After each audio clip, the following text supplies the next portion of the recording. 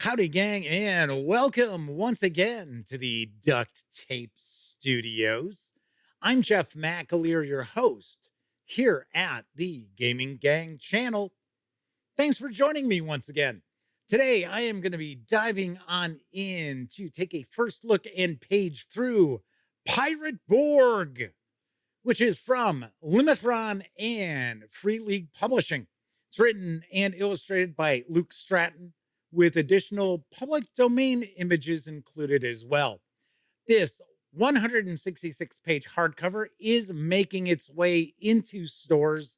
There was a bit of a delay. It was supposed to be out earlier in the spring, but it is heading on out to stores right now. It's going to carry an MSRP of $39.99, or you can grab the PDF right now over at DriveThruRPG for $19.99.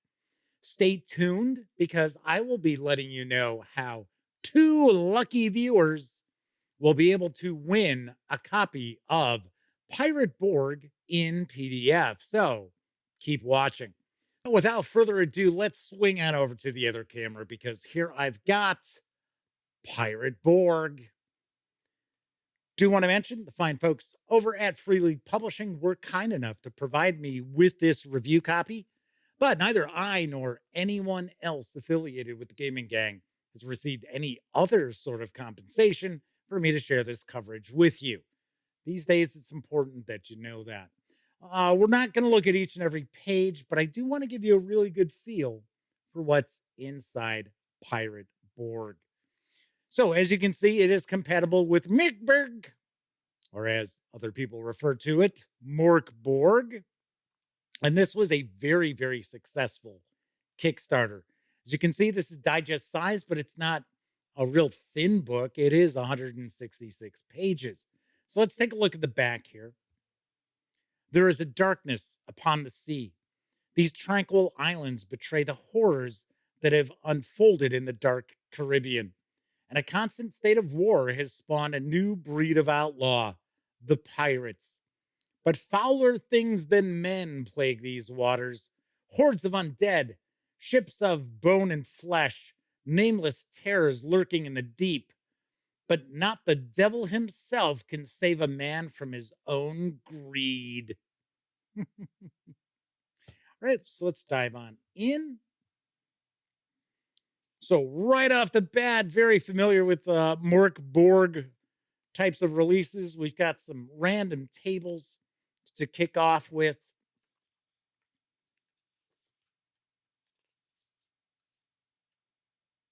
Early explorers thought the Caribbean was paradise. They found nothing but deserted islands and bountiful treasures.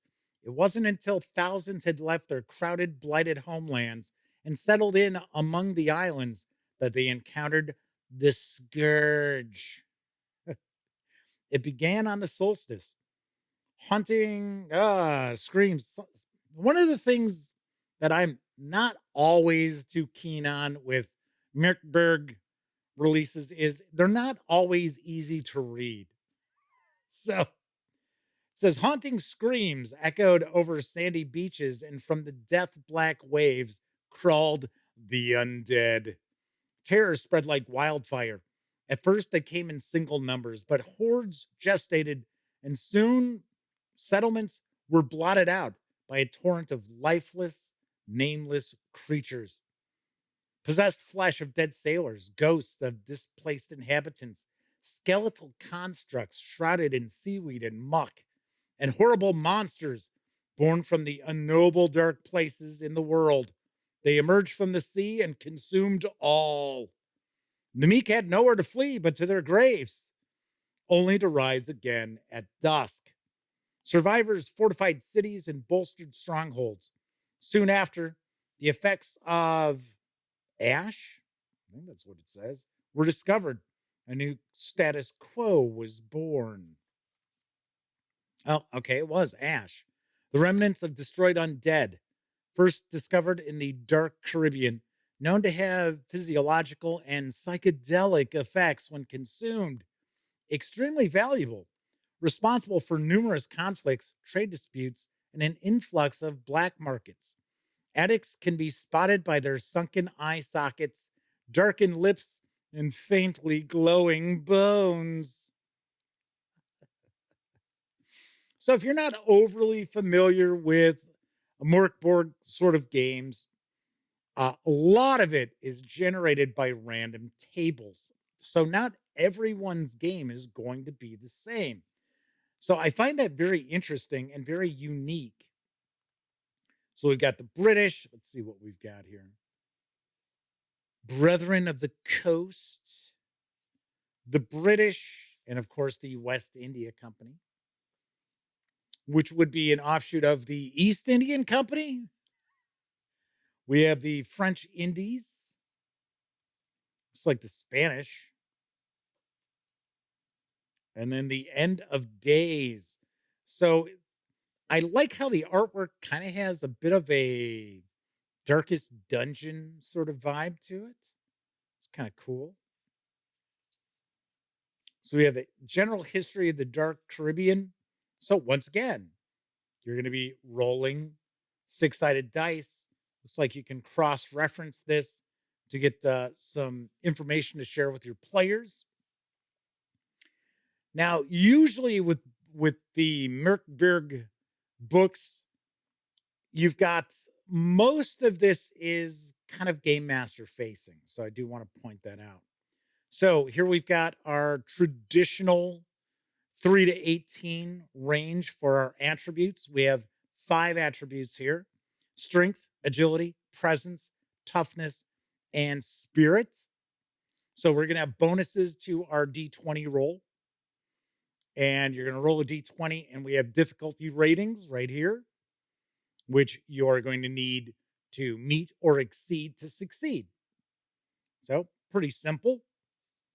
Holding your breath. You can hold your breath for 1 plus toughness minutes, minimum 1 minute, and half that when under physical duress, minimum 30 seconds. Swimming fast, combat, lifting. After that, you're going to have to take a toughness test with a difficulty rating of 12 each round, or basically you're drowning and losing hit points.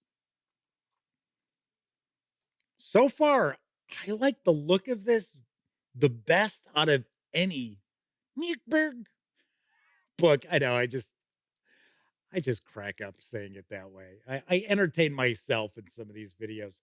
So we've got Rapscallion, a sneaky, cutthroat scallywag, good at backstabbing, breaking and entering, stealing, cheating, and escaping. Found in taverns, shadows, and shallow graves. Right, so here we've got our classes, right? So we've got the Brute, the Rapscallion. I think the Brute was the first one, right? Because it looks like it's number 1. Yep. So we got the Rapscallion. We have the Buccaneer. Skilled trackers and survivalists, expert sharpshooters, especially with muskets and rifles. Reloading black powder weapons takes 1 round instead of 2. You start with musket and what is that? 20 plus presence rounds of shot when you begin, and when you gain experience, roll D6 for a feature. Each can be taken twice. Let's take a look at the Brute.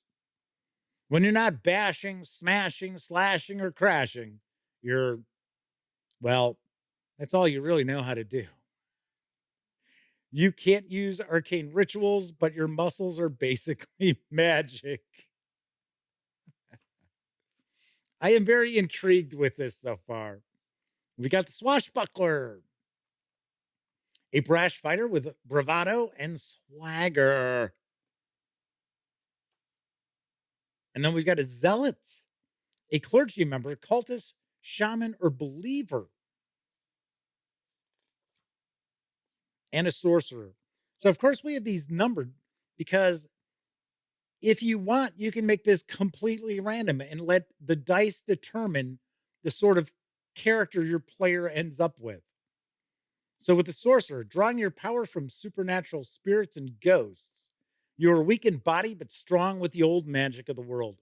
You can use ancient relics and arcane rituals. When wearing medium armor, but never while near cold iron or while holding metal. And that should be it for our. Oh no, we've got another class. Maybe we've got 8. The haunted soul, a possessed, infected, cursed, troubled, or undead individual.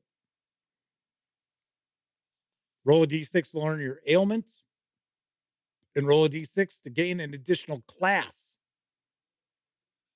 So you're a haunted soul of one of the classes. And then we've got tall tale. Oh, jeez. Okay, so this is an optional class. I think the haunted, yes, haunted soul is also optional. So here's a tall tale. So you could be merfolk, you could be an aquatic mutant, or you could be a sentient animal. You could be a fowl, a lucky parrot, a jaguar, a bilge rat, a clever monkey. Got a monkey's carrying a sword. Ah. All right. So once again, this is all just character generation, your clothing and armor, your gear, weapons, distinctive flaws, a physical trademark, a thing of importance. And then we're going to start getting into the magic. We've got our arcane rituals, curse of the drowned, light of 1,000 stars, release the kraken. I was just about to ask if there's going to be some reference to a kraken and releasing it. And yes, there you have it. Wow, that's really funny because I was just about to say that. We have shanties. Okay. Spanish ladies, 15 men on a dead man's chest, fired down below, down among the dead men. So we got some quick rules about naval combat. Where's our regular combat? Did I skip it? No. Stats and abilities. So this is completely standalone. You do not have to own MÖRK BORG in order to use Pirate Board. So we've got our stat blocks for the various different naval vessels, from rafts to sloops to galleons.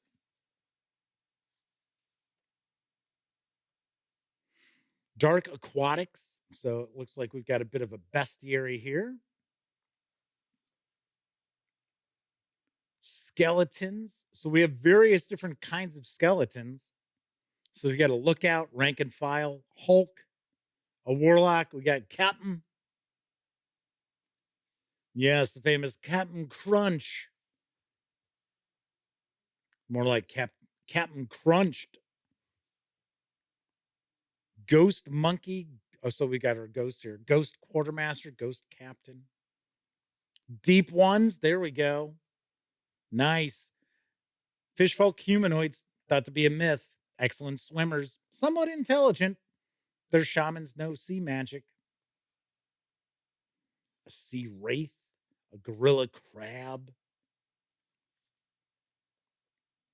I have to say that it looks to me like Pirate Borg is less concerned about being, an art project and more concerned with actually being a game. So that is one of the knocks that I have with some of the releases that come out from MÖRK BORG is that, and even to some extent, MÖRK BORG itself. I mean, I like MÖRK BORG, but I'm just not into the whole, well, this is an art project and a game sort of look, where this is really coming across to me as focusing more on the game aspect. And then, of course, making the artwork cool in that. So we got Uncharted Islands. So another aspect of MÖRK BORG is that the adventures and everything are all really, really generated by rolling dice. So your game master is going to use a variety of various different tables throughout to kind of create adventures on the fly. Now, it looks like we've got an adventure here. Let's see what we've got. The Curse of Skeleton Point, because it says using this module. So it says the Curse at Skeleton Point is not a typical introductory adventure. It's a location guide, an NPC dossier, a sandbox, a dungeon crawl, and much more. It's a loaded cannon, and your players are the Linstock. New GMs might feel a little lost as there's a lot to do on the island, and every group will certainly handle it differently. Don't worry. Use the module as needed, or throw it to Davy Jones's locker when your pirates inevitably set the entire island on fire.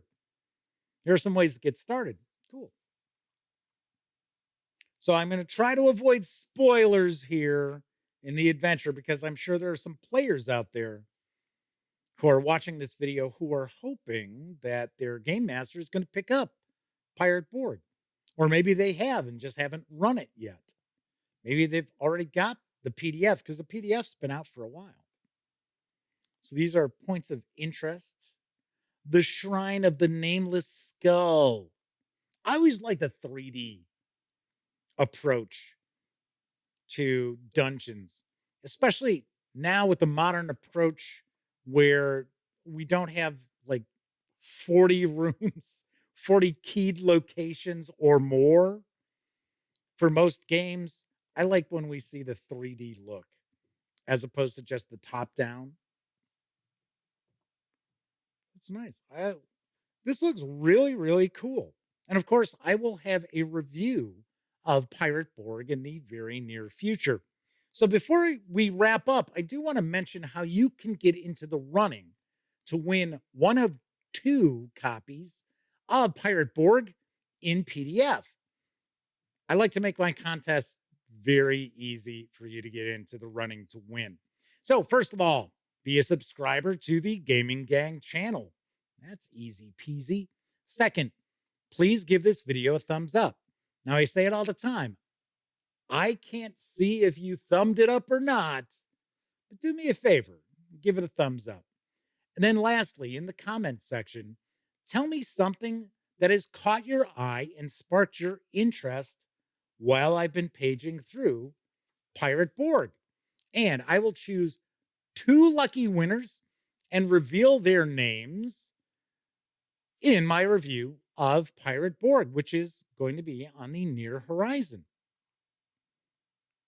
So it looks like, wow, there's a lot going on in this adventure. There are a lot of locales. Carcass Beach. It's looking like there's a lot of value packed into this book. So here we've got our character sheet. So it looks like it's 2 pages.